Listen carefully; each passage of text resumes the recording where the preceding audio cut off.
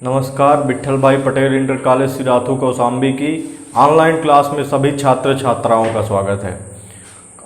कल की क्लास में हमने देखा था संधारित्र तथा परावैद्युत के कुछ टॉपिक देखे थे। कुछ क्या सारे टॉपिक हो गए, लगभग एक टॉपिक आपका बचा है संधारित्रों का संयोजन। ये टॉपिक खत्म हो जाए तो हमारा ये चैप्टर फिनिश हो जाएगा। फिर 2-3 क्लास इसमें की न्यूमेरिकल की लगाएंगे, फिर ये चैप्टर समाप्त हो जाएगा, चैप्टर खत्म हो जाएगा। तो हमारे पास संधारित्र तथा परावैद्युत, इसमें संधारित्रों का संयोजन है भाई, संधारित्रों का संयोजन। तो चलो देखते हैं संधारित्रों का संयोजन। संयोजन का मतलब जोड़ने से है। संधारित्रों का संयोजन का मतलब जोड़ने की आवश्यकता क्यों पड़ी भाई? धारिता, संधारित्र में क्या है, मेन रूप से क्या होती है, संधारित्र में धारिता होती है भाई। तो धारिता को घटाने अथवा बढ़ाने के लिए संधारित्रों को जोड़ने की आवश्यकता पड़ी। इसी को संधारित्रों का क्या कहा जाता है, संयोजन कहा जाता है। धारिता को ध्यान से देखिएगा भाई, धारिता को घटाने अथवा बढ़ाने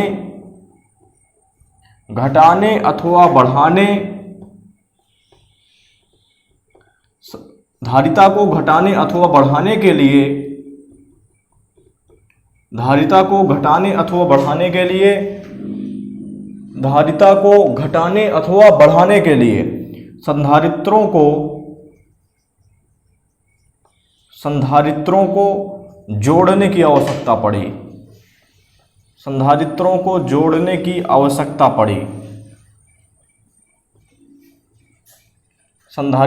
जोड़ने की आवश्यकता पड़ी, जिसे संधारित्रों का संयोजन कहा जाता है। संधारित्रों का संयोजन कहा जाता है। संयोजन कहा जाता है, ध्यान से देखिएगा भाई, कहा जाता है। और कॉपी पेन लेके बैठिए, पूरा जो लिखाया जाता है उसको नोट करते चलिए, क्योंकि अलग से कोई क्लास नहीं लगने वाली। जब ऑफलाइन चलेगी तो जहां से ऑनलाइन खत्म हुआ उसके आगे शुरू होगा। तो देखिए यहां से हमारे पास क्या है, संधारित्रों का संयोजन। संधारित्रों के संयोजन में क्या है, धारिता को घटाने अथवा बढ़ाने के लिए संधारित्रों को जोड़ने की आवश्यकता पड़ी। धारिता को घटाने अथवा बढ़ाने के लिए कोई संधारित्र है, इसकी धारिता कम है भाई, तो एक संधारित्र हम और ले आए, जोड़ दिया, तो 2 क्रम होता है, या श्रेणी क्रम में जोड़ दिया या समांतर में जोड़ दिया तो धारिता बढ़ गई, श्रेणी क्रम में जोड़ दिया धारिता घट गई।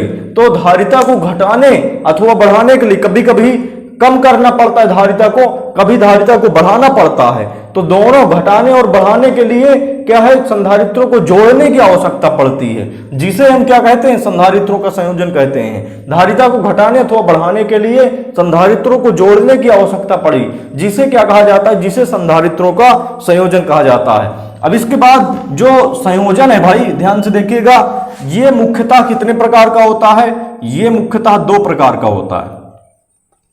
ये मुख्यतः 2 प्रकार का होता है, 2 प्रकार का होता है। पहला नंबर है क्या, पहला नंबर है श्रेणी क्रम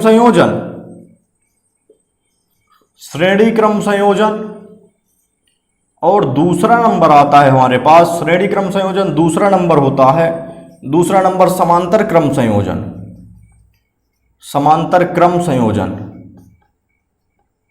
श्रेणी क्रम संयोजन, दूसरा नंबर समांतर क्रम संयोजन।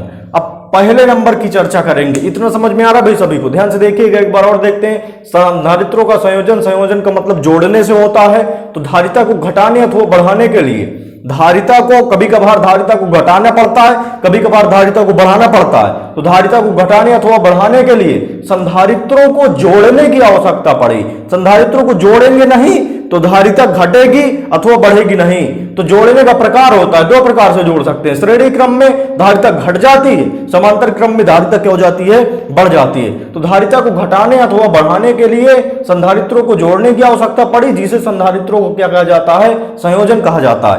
यह मुख्यतः कितने प्रकार का होता है, यह मुख्यतः 2 प्रकार का होता है। पहला नंबर श्रेणी क्रम संयोजन, दूसरा नंबर समांतर क्रम संयोजन। तो चलो देखते हैं भाई, पहला नंबर श्रेणी क्रम संयोजन की चर्चा करेंगे। पहले नंबर श्रेणी क्रम संयोजन की चर्चा करेंगे। तो हमारे पास रखा हुआ है पहला नंबर श्रेणी क्रम संयोजन। श्रेणी क्रम संयोजन। इसमें हमारे पास मान लो कोई तीन संधारित्र हैं, ये पहला संधारित्र हो गया जिसकी धारिता C1 हो गई। इसके बाद ये दूसरा संधारित्र हो गया, ये दूसरा संधारित्र हो गया जिसकी धारिता C2 हो गई। इसके बाद ये तीसरा संधारित्र हो गया भाई, ये तीसरा संधारित्र हो गया जिसकी धारिता C3 हो गई। और यहां से जो है इन तीनों को क्या किया गया है, ज्वाइंट कर दिया गया है, ये जो है। और यहां से पहले संधारित्र की प्लेट को जो है एक वैद्युत स्रोत से जोड़ दिया गया, जो क्या देता है भाई, +Q आवेश प्रदान करता है। +Q, तो पहली प्लेट में +Q आवेश हो गया, पहली प्लेट में कौन सा आवेश हो गया भाई, +Q आवेश हो गया। और इसी प्रकार दूसरे संधारित्र की पहली प्लेट पर +Q आवेश, तीसरे संधारित्र की पहली प्लेट पर +Q आवेश, और तीसरे संधारित्र की जो दूसरी प्लेट है उसको पृथ्वी से जोड़ दिया। कुछ इस प्रकार हमारे पास बनेगा चित्र। ये पहला संधारित्र हो गया, ये दूसरा संधारित्र हो गया, और ये कौन सा संधारित्र हो गया, तीसरा संधारित्र हो गया। तीनों संधारित्रों को क्या किया है हमने, जोड़ दिया। ये श्रेणी क्रम होता है। श्रेणी क्रम और समांतर क्रम बिल्कुल समझ लीजिएगा भाई। श्रेणी और समांतर कैसे समझ में आता है, जैसे आवेश या धारा, मान लो यहां से धारा चल रही है, धारा चलेगी तो आवेश भी चलेगा, क्योंकि I क्या होता है, धारा बराबर आवेश बटे समय होता है। तो जब धारा चलेगी तो आवेश भी उसी क्रम में चलेगा। यदि धारा कहीं से बट नहीं रही होती है, जैसे यहां पर लगा है संधारित्र, यहां पर भी लगा है संधारित्र, इसके बाद यहां से हमारे पास दो भागों में तार बट गई है, यहां संधारित्र लगा है, यहां संधारित्र लगा है। तो ध्यान से समझ लीजिएगा, इन दोनों में धारा या आवेश कह सकते दोनों। तो पहले संधारित्र में आवेश Q है, Q कहीं बट नहीं रहा, यही Q आवेश कहां पर जाएगा, इसमें जाएगा, तो इसमें भी क्या है, Q आवेश है। अब यहां से ये Q आवेश दो भागों में बट गया, पहले इधर चला गया, फिर इधर चला गया, पहले इधर चला गया, फिर इधर चला गया। तो दो भागों में ये जो Q आवेश है, ये दो भागों में इधर Q1 हो गया, इधर क्या हो गया, Q2 हो गया। तो जिस भी संधारित्र में आवेश बट रहा होता है, आवेश अलग अलग होता है, वो संधारित्र, वो तारें, जिन तारों में आवेश अलग अलग हो, वो तारें या वो संधारित्र किस में होंगी भाई, समांतर क्रम में। और जिनमें आवेश समान होगा, जिन संधारित्रों में आवेश का मान समान होगा, वो किस में होंगे, श्रेणी क्रम में होंगे। तो ये सीधा जुड़े हुए हैं, सीधा एक दूसरे से जो है जुड़े हुए हैं। इनमें जो है पहले धारा इसमें, पहले आवेश इसमें जाएगा, फिर इसमें जाएगा, फिर इसमें जाएगा, तो सीधा क्या हो जाएगा, +Q आवेश जा रहा है। तो यहां से क्या बनेगा भाई, यहां से हमारे पास ये सीधा श्रेणी क्रम में जुड़े हुए हैं। श्रेणी और समांतर जानना बहुत जरूरी भाई। श्रेणी और समांतर कैसे जानते हैं, सीधा ध्यान रखिए। यदि आवेश धारा बट रहा होता है, यदि आवेश या धारा बट रहा होता है, तो वो किस में होता है भाई, वो समांतर में होता है। यदि आवेश या धारा समान हो, यदि आवेश या धारा समान हो, तो किस में होगा, वो श्रेणी में होगा। तो ये किस में है भाई, श्रेणी क्रम में है। तो सीधा सा माना जाएगा, इसके पहले कुछ थ्योरी लिख ले। तो इसमें क्या माना जाएगा, माना कि कोई तीन संधारित्र हैं, कोई तीन संधारित्र हैं, माना कि कोई तीन संधारित्र हैं, माना कि कोई तीन संधारित्र हैं जिनकी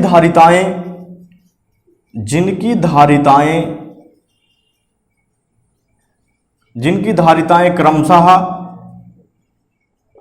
C1, C2 व C3 हैं, जिनकी धारिताएं C1, C2 व C3 हैं। इनका वोल्टेज बना लीजिए भाई, ये बिंदु A हो गया, ये बिंदु B हो गया आपका।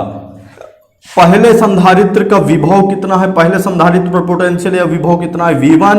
दूसरे संधारित्र पर विभव कितना है भाई, ध्यान से देखिएगा, V2।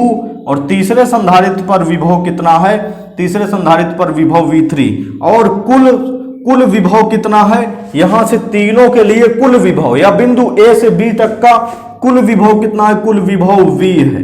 तो यहां से ध्यान से देखिए भाई, जो V है कुल विभव, यदि इन तीनों विभवों को जोड़ दिया जाए, V1 + V2 + V3 बराबर क्या हो जाएगा, टोटल V है। क्या है आपका, कुल विभव V है। और ये किसके बराबर होगा, V1 + V2 + V3। इन तीनों के लिए जो विभव है, इन तीनों का जो अलग अलग विभव है, इनके विभवों का यदि योग कर दें, तो कुल विभव यहां से यहां तक का कुल विभव हमें क्या हो जाएगा, प्राप्त हो जाएगा। तो यहां से लिखेंगे तथा माना कि पहले संधारित्र तथा माना कि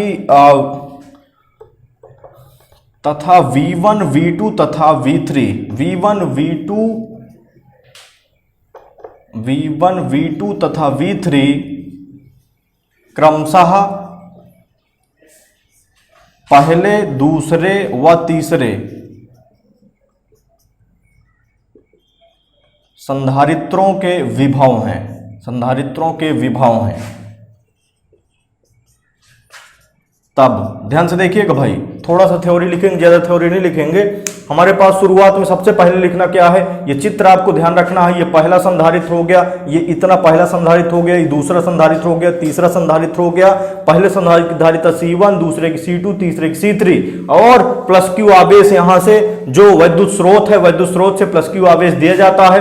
पहले संधारित्र में प्लस Q आवेश, और ये आवेश चूंकि बट नहीं रहा, कहीं दो तारे नहीं दिख रही हैं, तो पहले संधारित्र में जाने के बाद ये चूंकि ज्वाइंट है, यहां से ये तार ज्वाइंट है, तो दूसरे संधारित्र में भी प्लस Q आवेश जाएगा, तीसरे संधारित्र में भी प्लस Q आवेश जाएगा। यदि तार अलग अलग जा रही होती, यहीं से बढ़ जाती, दो भागों में तार हो जाती, तो आवेश का मान अलग अलग हो जाता। तो यहां से जो है प्लस Q आवेश तीनों में हो गया, और पहले संधारित्र पर विभव V1, दूसरे पर V2 और तीसरे पर क्या हो गया, V3 हो गया। और कुल विभव तीनों के लिए कुल विभव कितना हो गया, V हो गया। तो यहां से लिखेंगे क्या थ्योरी, माना कि कोई तीन संधारित्र हैं जिनकी धारिताएं क्रमशः C1, C2 तथा C3 है, तथा V1, V2 तथा V3 क्रमशः पहले, दूसरे और तीसरे संधारित्र के विभव हैं। तब क्या होगा, कुल विभव V होगा V बराबर V1 plus V2 plus V3। अब ये फर्स्ट इक्वेशन बनेगा, ध्यान से देखिएगा भाई। अब यहां से V का मान कैसे निकालेंगे, एक फार्मूला होता है C धारिता का एक फार्मूला बेसिक सब पहली क्लास में, इस चैप्टर की पहली क्लास जो थी उसमें धारिता का फार्मूला बताया गया था यहां से जो पहली क्लास में। तो C Q अपान V होता है, C बराबर Q अपान V। तो यहां से तिर्यक गुणा से V को इधर ले जाइए, C को इधर ले आइए। तो यहां से V को जब इधर ले जाएंगे तो V Q अपान C को इधर ले आएंगे तो Q अपान C हो गया। तो ये V की वैल्यू निकली है। अब ये V के वैल्यू को न रख के यदि पहले संधारित्र की बात करते, तो यहां से V के स्थान पर पहले संधारित्र की बात हो रही, केवल V के स्थान पर पहले संधारित्र का विभव कितना है, V1 पहले संधारित्र में आवेश कितना है, आवेश Q है, और अपान पहले संधारित्र की धारिता कितनी है, C1। और यहां से हमारे पास दूसरे संधारित्र की बात करेंगे तो V के स्थान पर दूसरे संधारित्र का विभव कितना है, V2, और बराबर दूसरे संधारित्र पर आवेश कितना है, Q, अपान दूसरे संधारित्र की धारिता कितनी भाई, C2 हो गया। अब यहां से तीसरे संधारित्र की बात करेंगे तो V के स्थान पर तीसरे संधारित्र का विभव V3 हो जाएगा तीसरे संधारित्र पर आवेश कितना है, Q, अपान तीसरे संधारित्र की धारिता कितनी है, C3 हो गया। अब V1, V2 तथा V3 और V का मान समीकरण 1 में रखने पर, तो समीकरण 1 में रख दीजिए भाई। तो यहां से हमारे पास बनेगा, इसको नोट करते चलिए सभी लोग। यहां से जो है ध्यान से देखिएगा भाई, V1 V2 व V3 का मान समीकरण 1 में रखने पर,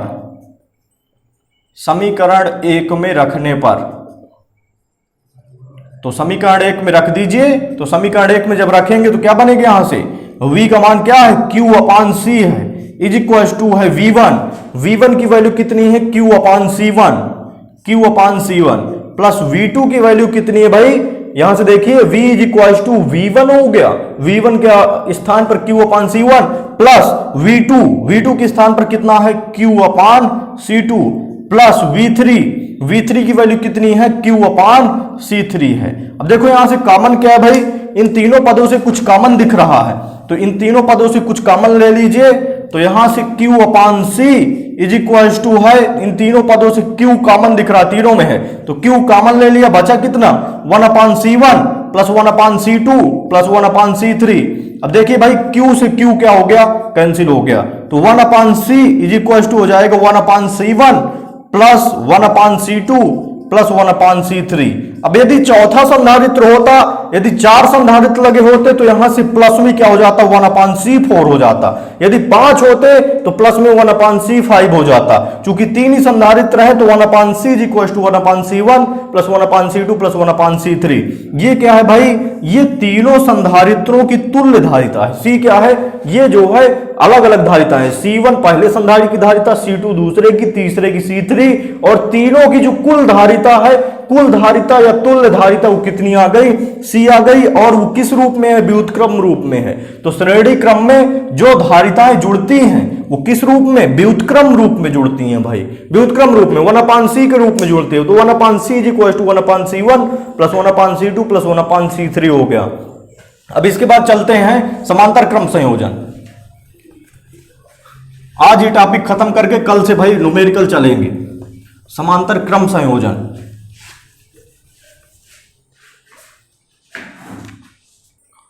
तो समांतर क्रम संयोजन में देखिए भाई, समांतर क्रम संयोजन में हमने बताया था समांतर और श्रेणी कैसे देखते हैं। श्रेणी क्रम में क्या होता है भाई, जब आवेश या धारा का मान समान रहता है, सभी संधारित्रों पर आवेश का मान समान हो तो वो उसकी मेन पहचान होती है। यदि आवेश का मान समान है तो किसमें होगा, श्रेणी में होगा। यदि आवेश का मान अलग अलग है, यहां से देखिए ये तार गई है भाई, ये तार 3 भागों में बट गई है। यहां से इस ज्वाइंट से तार 3 भागों में चली गई है, इधर की तरफ, इधर की तरफ और इधर की तरफ चली गई है। तो जब यहां से प्लस क्यू आवेश जा रहा है तो दिखता है कि यहां से 3 भागों में आवेश बढ़ जाएगा।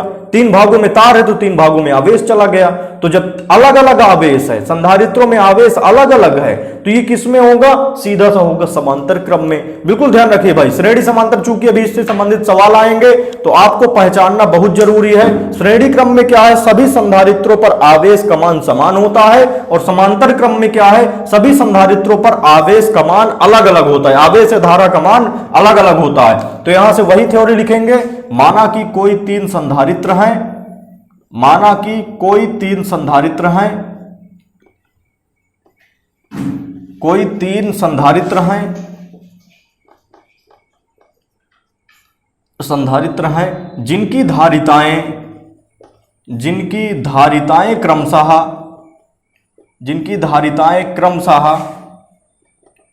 C1, C2 तथा C3 हैं, C1, C2 तथा C3 हैं, तथा बिंदु A से प्लस क्यू आवेश 3 भागों में बट जाता है, 3 भागों में बट जाता है, अर्थात Q is equal to Q1 plus Q2 plus Q3। ध्यान से देखिएगा भाई सभी लोग, यहां से देखिए जो थ्योरी लिखे इस चित्र के अनुसार लिखें। आपको चित्र ध्यान रखना है। पहले वाले चित्र में क्या था, पहला संधारित्र था, दूसरा संधारित्र था, तीसरा संधारित्र था, तीनों को क्या कर दिए थे, ज्वाइंट कर दिए थे। लास्ट वाले को पृथ्वी से जोड़ दिए थे, और पहले वाले संधारित्र को एक विद्युत स्रोत से जोड़ दिए थे। और पहले संधारित्र पर विभव V1, दूसरे पर V2 और तीसरे पर क्या था, V3। कुल विभव क्या था, V था, तो कुल विभव V बराबर क्या हो गया था, V1 plus V2 plus V3 हो गया था। जबकि यहां ऐसा नहीं है, यहां पर क्या है भाई, सबसे पहले मानेंगे क्या, माना कि कोई 3 संधारित्र हैं, इसमें सबसे पहले 3 संधारित्र दिख रहे हैं। तो माना कि कोई 3 संधारित्र हैं जिनकी धारिताएं क्रमशः C1, C2 और C3 हैं, और इसके बाद तथा बिंदु A से प्लस क्यू आवेश 3 भागों में बट रहा है। तो इन तीनों आवेशों को यदि जोड़ दिया जाए, तो किसके बराबर होगा, Q के बराबर होगा। अर्थात Q बराबर क्या हो जाएगा, Q1 प्लस Q2 प्लस में क्या हो जाएगा, Q3। तो बिंदु, ये इतनी थ्योरी आप आराम से लिख पाएंगे। बिल्कुल ध्यान समझिए क्या लिखना है। सबसे पहले क्या लिखना है, माना कि कोई 3 संधारित्र हैं जिनकी धारिताएं क्रमशः C1, C2 और C3 हैं, तथा बिंदु A से प्लस Q आवेश 3 भागों में बट रहा है, तब Q बराबर Q1 plus Q2 plus Q3। अब इसके बाद सभी का मान निकाल लीजिए। चूंकि फार्मूला क्या होता है भाई, C इज इक्वल टू होता है Q अपान V होता है। तो Q इज इक्वल टू कितना हो जाएगा, तीरे गुणा करा दीजिए C और V का गुणा, तो Q इज इक्वल टू कितना बनेगा, CV बनेगा। अब इसके बाद पहले संधारित्र की बात करेंगे, पहले संधारित्र की।